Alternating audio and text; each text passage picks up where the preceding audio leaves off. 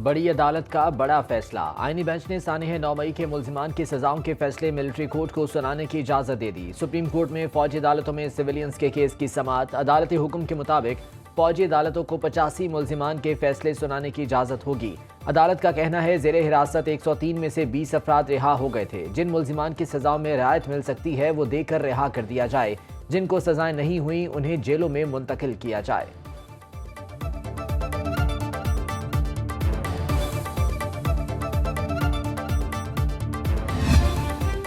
Supreme judicial council का अहम इजलास आज होगा। चीफ जस्टिस याहिया अफरीदी इजलास की सदारत करेंगे। इजलास में जेर इल्तिवा अहम शिकायत का जायजा लिया जाएगा।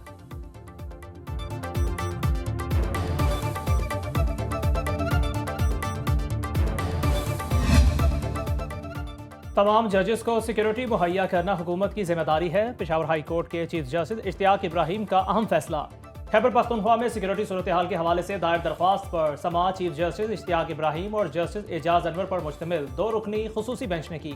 अदालत का कहना था सिक्योरिटी के अमूर पर अब तक 3 इजलास हुए हैं कि इसकी समाअत 18 दिसंबर तक मुलतवी।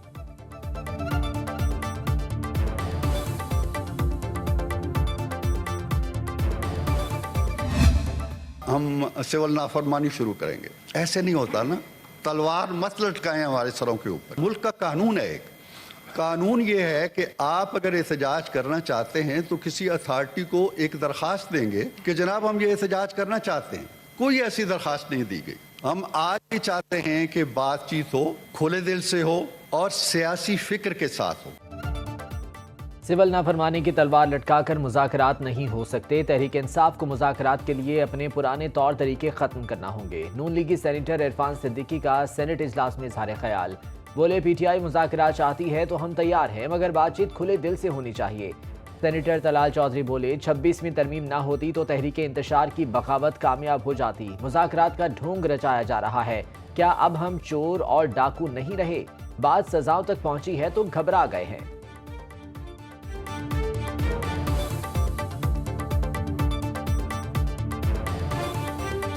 जनाब चेयरमैन, किस बात की मुफाहमत? अपना रवैया तो देखें। बात सजाओं तक पहुंची है तो घबरा गए। मैंने कहना था घबराना नहीं। अब हम चोर और डाकू नहीं हैं। अब मुझे ये बताएं कि आप तो कहते थे हम चोरों से हाथ नहीं मिलाएंगे।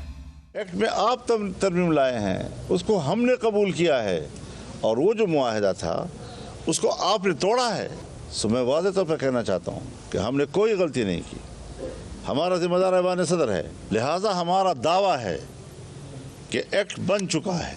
हम तो मुल्क में जो भी काम करना चाहते हैं एक एक्ट के तहत करना चाहते हैं। मदारिस रजिस्ट्रेशन बिल एक्ट बन चुका। मौलाना फजलुर रहमान का दावा। डीआई खान में न्यूज कॉन्फ्रेंस में कहा बिल तस्लीम ना किया गया तो आवाम से रुजू करेंगे। बिल पर सदर आईनी मुद्दत में दस्तखत ना करे तो वो खुद बाखुद कानून बन जाता है। मदारिस रजिस्ट्रेशन और बैंक अकाउंट से मुतालिक कानून दोनों ऐवानों से इत्तेफाक राय से मंजूर हुए। ड्राफ्ट वजारत कानून ने तैयार किया जिसे हमने कबूल किया। जिन्होंने बिल बनाया वही उलमा को उकसा रहे हैं। हुक्मरान मुल्क, आइन और पार्लियामेंट का मजाक बना रहे हैं।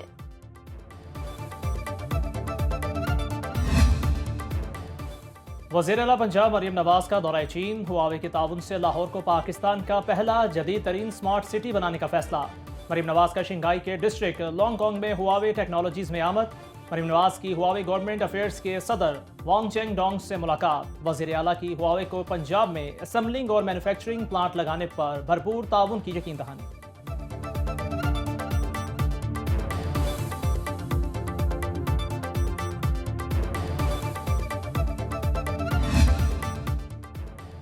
पाकिस्तान और चीन के दरमियान मसनूई जहानत पर मबनी ज़रई आलात का मुआहिदा तय पा गया। पंजाब हुकूमत और चीन की AI फोर्स टेक कंपनी के दरमियान मफाहमती याददाश्त पर दस्तखत हो गए। SIFC के ताउन से पाकिस्तान चीन की ज़रई महारत से मुस्तफ़ीद होने का ख्वाहां है। पाकिस्तान अपनी ज़रई पैदावार और बरामदात बढ़ाने के लिए सरगर्म अमल है। पंजाब ज़रई टेक्नोलॉजी इस्तेमाल करके किसानों की खुशहाली यकीनी बनाने के लिए पुरअज़्म। विफाकी वज़ीर एहसन इकबाल का ज़रई शोबे में जिद्दत लाने के लिए अहम ऐलान। पाकिस्तान से 1000 माहिरीन तरबियत हासिल करने के लिए चीन भेजे जाएंगे।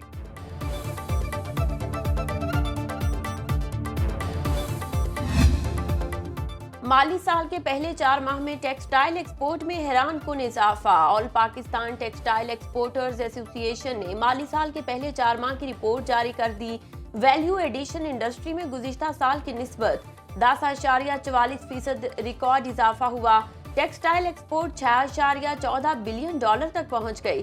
सबसे ज्यादा रेडीमेड गारमेंट्स की बरामदात में 25% तक इजाफा हुआ।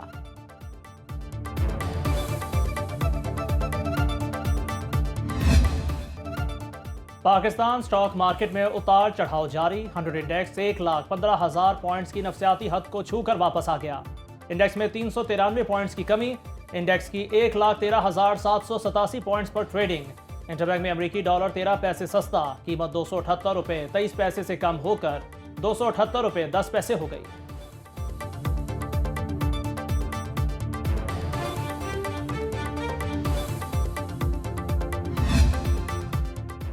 स्मॉग का रोग खत्म न हुआ। बागों के शहर लाहौर की फजा मुज़र से है। तालुदा शहरों की फहरिस्त में तीसरा नंबर।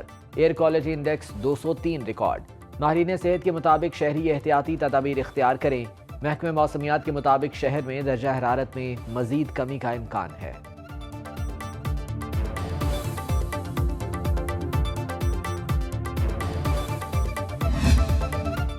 खुसूसी तैयारा शाम में फंसे 318 पाकिस्तानियों को लेकर इस्लामाबाद पहुंच गया। वफाकी वजीर एहसन इकबाल ने एयरपोर्ट पर इस्तकबाल किया।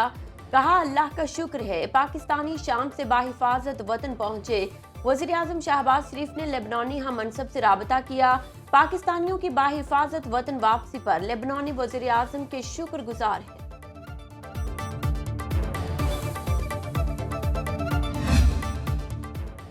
इसराइल ने शाम पर कहर ढा दिया। 24 घंटे में 500 से ज्यादा हमले। मुख्तलिफ इलाकों में हजारों टन बारूद बरसा दिया। मुल्क का मुतादिद फौजी और इंतजामी इंफ्रास्ट्रक्चर तबाह। मीडिया रिपोर्ट्स के मुताबिक सेहूनी फोर्सेस ने फौजी तनसीबात, बंदरगाहों और मिसाइलों के ज़खायर को निशाना बनाया। शाम के अबूरी वज़ीर आज़म मोहम्मद अल बशीर का आइंदा हफ्ते से तालीमी इदारे खोलने का ऐलान। बैरून मुल्क लाखों शामी पनाह गुज़ीनों की वापसी और रियासती इदारों की बहाली को तरजीह करार दिया।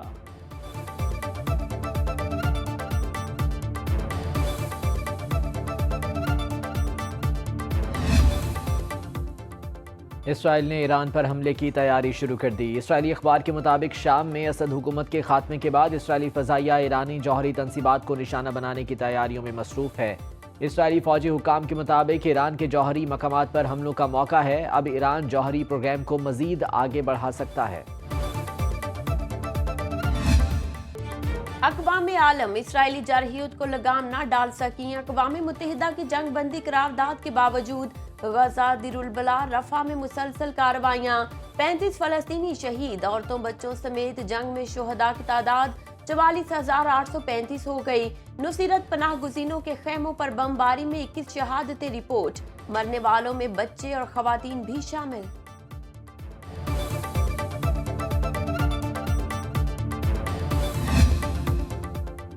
धमकी आमेज ईमेल ने भारतीय पुलिस की दौड़ें लगवा दी। दिल्ली पुलिस को एक बार फिर स्कूल्स को बम से उड़ाने की धमकी पर मबनी ईमेल मौसूल। भारतीय मीडिया के मुताबिक 3 से 4 स्कूल्स की तलाशी ली गई। 40 से ज़ायद स्कूल्स के तालिब इल्मों को घर भेज दिया गया। मज़कूरा ईमेल में छोटे बमों को मुख्तलिफ स्कूल्स में छुपाने का कहा गया था। भारत के मरकजी बैंक को भी बम से उड़ाने की धमकी मौसूल।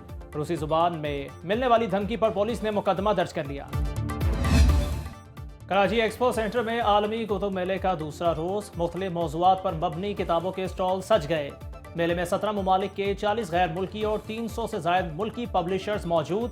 अदब, सियासत समेत तालीमी इदारों की निसाबी किताबें रियायती कीमत में दस्तयाब हैं।